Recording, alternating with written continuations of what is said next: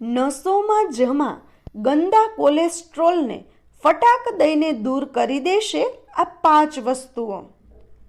Video શરૂ કરતા પહેલાં જો તમને અમારો વિડીયો ગમે તો વિડીયોને શેર કરવાનું ભૂલતા નહીં. જો તમે કોલેસ્ટ્રોલની સમસ્યાથી પરેશાન છો તો રોજ આ 5 વસ્તુઓનું સેવન કરો. આનાથી શરીરમાં જમા થયેલી ગંદકી સાફ થશે અને વધેલા કોલેસ્ટ્રોલને ઘટાડશે. આજની ખરાબ લાઈફસ્ટાઈલ અને બિન આરોગ્યપ્રદ ખાનપાનને કારણે લોકોમાં ડાયાબિટીસ, હાઈ બીપી અને કોલેસ્ટ્રોલ જેવી ગંભીર બીમારીઓનું જોખમ વધી રહ્યું છે. આમાંથી એક છે કોલેસ્ટ્રોલ, જેના કારણે હૃદય સંબંધિત બીમારીઓનું જોખમ વધી જાય છે. શરીરમાં 2 પ્રકારના કોલેસ્ટ્રોલ હોય છે.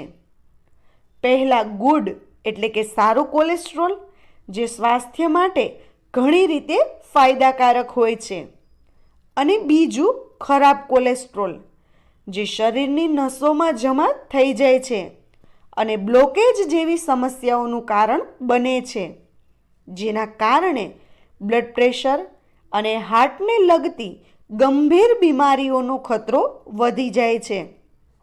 જો કે તમે કેટલાક ઘરેલું ઉપાય અપનાવીને આ સમસ્યાથી છુટકારો મેળવી શકો છો, જે શરીરમાં જમા થયેલ ખરાબ કોલેસ્ટ્રોલને ફિલ્ટર કરશે અને તમને સ્વસ્થ રાખવામાં મદદ કરશે.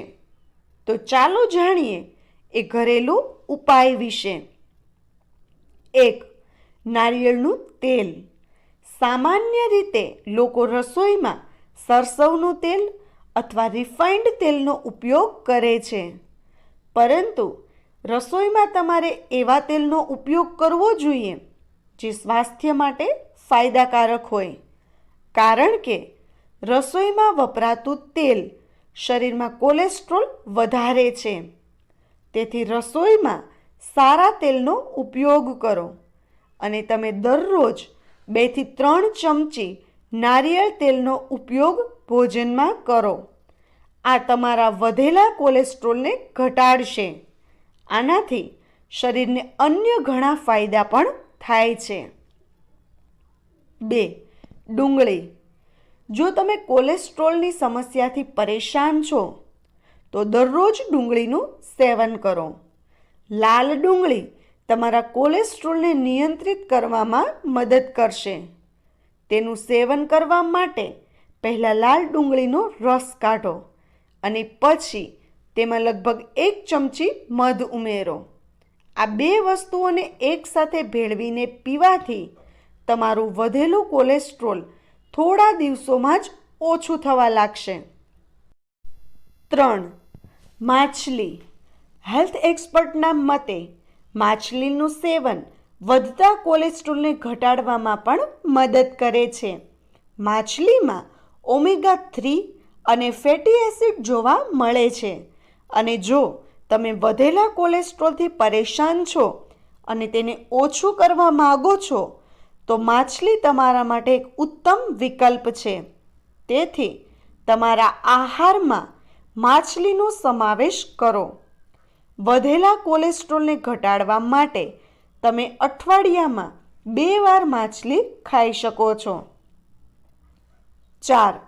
ધાણા. ધાણામાં હાજર એન્ટીઓક્સિડન્ટ કોલેસ્ટ્રોલ ઘટાડવામાં મદદરૂપ છે.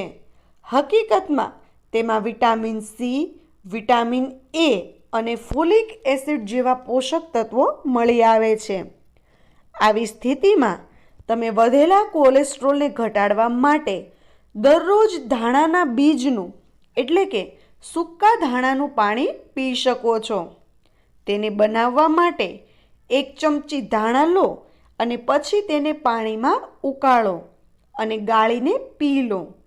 કોલેસ્ટ્રોલના દર્દીઓ માટે તે ખૂબ જ ફાયદાકારક છે. 5. લસણ. કોલેસ્ટ્રોલના દર્દીઓ માટે લસણ ખૂબ જ ફાયદાકારક છે.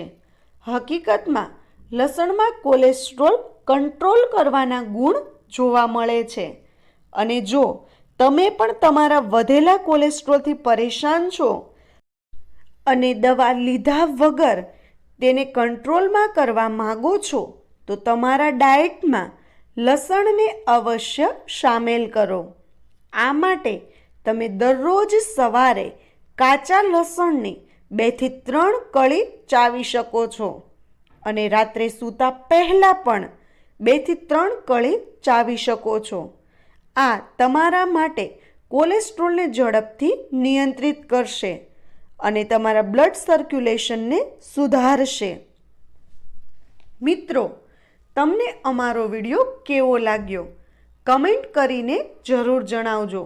અને જો તમને અમારો વિડીયો ગમ્યો હોય તો અમારા વિડીયોને લાઈક અને વધુમાં વધુ શેર કરવાનું ભૂલતા નહીં. વિડીયો જોવા માટે ધન્યવાદ.